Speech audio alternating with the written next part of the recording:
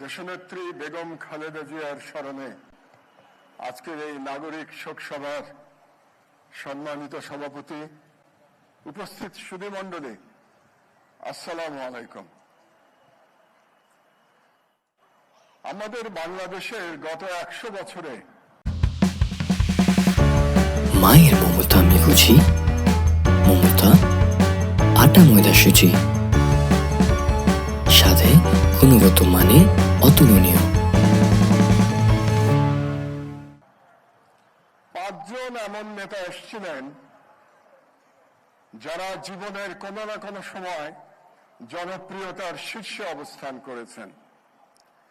তার মধ্যে একজন ব্রিটিশ আমলে, 2 জন পাকিস্তান আমলে এবং 2 জন স্বাধীন বাংলাদেশের আমলে। ব্রিটিশ আমলে এসেছিলেন শেরেবাংলা ফজলুল হক, পাকিস্তান আমলে মৌলানা ভাসানী এবং শেখ মুজিবুর রহমান, এবং বাংলাদেশ আমলে শহীদ প্রেসিডেন্ট জিয়াউর রহমান এবং দেশনেত্রী বেগম খালেদা জিয়া। এই 5 জনের মধ্যে মৌলানা ভাসানী কখনো সরকারে যান নাই, কখনো ক্ষমতায় আসীন হন নাই। বাকি 4 জন ক্ষমতায় গেছেন এবং এই 4 জনের মধ্যে শেরেবাংলা ফজলুল হক, তার জীবনে উত্থান পতন আছে রাজনীতিতে। শেখ মুজিবুর রহমানের জীবনে উত্থান পতন আছে, কিন্তু আশ্চর্যের বিষয় হলো শহীদ প্রেসিডেন্ট জিয়াউর রহমান এবং দেশনেত্রী বেগম খালেদা জিয়া 100 বছরের ইতিহাসে একমাত্র 2 নেতা এবং নেত্রী যারা জনপ্রিয়তার শীর্ষে সারা জীবন অবস্থান করেছেন। এটা আমাদের স্মরণে রাখা দরকার। এটা একটা অদ্ভুত এক্সাম্পল। আমি সারা পৃথিবীর ইতিহাস পড়ার চেষ্টা করি, রাজনীতির ইতিহাস যতটুকু পড়েছি, একই বাড়ি থেকে, একই সংসার থেকে স্বামী এবং স্ত্রী পুরো জাতির সবচেয়ে জনপ্রিয় ব্যক্তি ছিলেন পুরো রাজনৈতিক জীবন ধরে, এবং যে জনপ্রিয়তা নিয়ে রাজনীতিতে প্রবেশ করেছিলেন সেই জনপ্রিয়তা নিয়ে আল্লাহর কাছে ফিরে গেছেন। এর কোনো এক্সাম্পল সারা পৃথিবীতে নাই।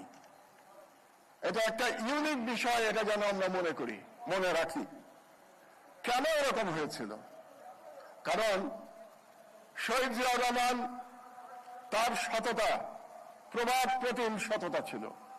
এমন সততা বিশ্ব ইতিহাসে খুঁজে পাওয়া যাবে না। এবং তার সাহসিকতা ও দেশপ্রেম অতুলনীয়।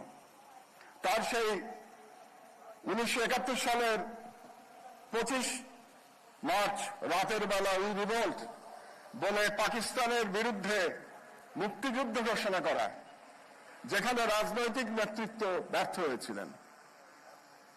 শহীদ প্রেসিডেন্ট জিয়াউর রহমান সেদিন স্বাধীনতার ডাক না দিলে হয়তো বাংলাদেশের ইতিহাস অন্যরকম হতে পারত। দ্বিতীয়বার 1975 সালের 7 নভেম্বর যখন দেশের স্বাধীনতা আবার হুমকির সম্মুখীন হয়েছিল, সেদিন শহীদ জিয়াউর রহমান ছিলেন আবার স্বাধীনতার পতাকা নিয়ে তিনি মাঠে দাঁড়িয়েছিলেন। তিনি ন্যাশনাল ইউনিটির সিম্বলে পরিণত হয়েছিলেন। আমি তখন বুয়েটের ছাত্র ছিলাম, আমি রাজনীতি করিনি সারা জীবনে, কিন্তু আমিও সেদিন রাস্তায় নেমেছিলাম শহীদ জিয়ার জন্য। এবং শহীদ জিয়া এখানেই, তার যেখানে আমরা বক্তৃতা করছি তার খুব কাছেই তার জানাজা হয়েছিল। সেটাও বাংলাদেশের ইতিহাসের ঐতিহাসিক জানাজা ছিল। প্রতিটি মানুষ কেঁদেছিলেন সেদিন, আমার মনে আছে। একই দৃশ্য আমরা দেখেছি যেদিন দেশনেত্রী বেগম খালেদা জিয়ার জানাজা হলো। এর মধ্যেও একটা পার্থক্য আছে। জিয়াউর রহমান যেদিন মারা গেছিলেন তিনি দেশের রাষ্ট্রপতি ছিলেন, তিনি ক্ষমতায় ছিলেন। বেগম খালেদা জিয়া ক্ষমতায় ছিলেন না, কিন্তু তিনি মানুষের হৃদয়ে ছিলেন। এবং হৃদয়ে থাকার কারণেই বেগম জিয়ার জানাজায় আমরা মানুষের স্বতঃস্ফূর্ত কান্না দেখতে পেয়েছি। এবং বেগম জিয়া কেন এত জনপ্রিয় ছিলেন?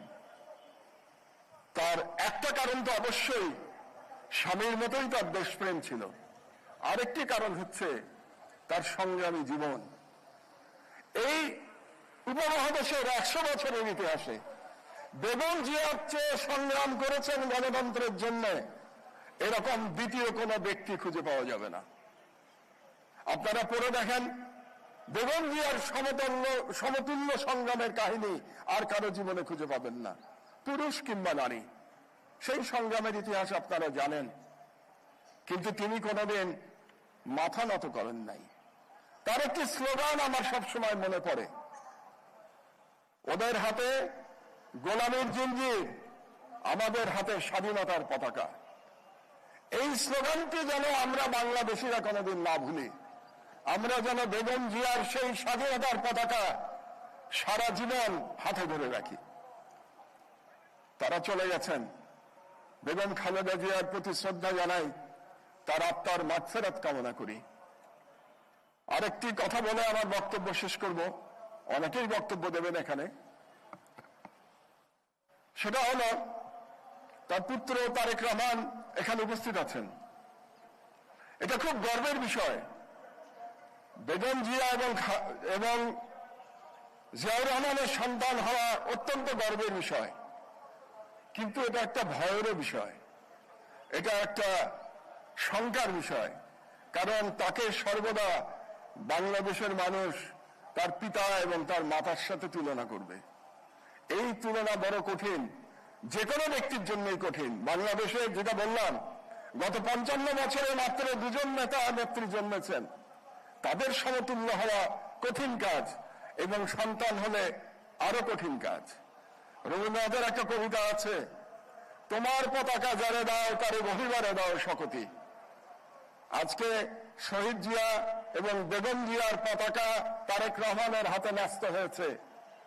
মহান আল্লাহ তাআলার কাছে প্রার্থনা জানাই, তিনি যেন সেই অবিস্মরণীয় পতাকা, সেই শক্তির পতাকা, সেই স্বাধীনতার পতাকা তারেক রহমানকে বহন করবার শক্তি দান করেন। আল্লাহ হাফেজ। বাংলাদেশ জিন্দাবাদ।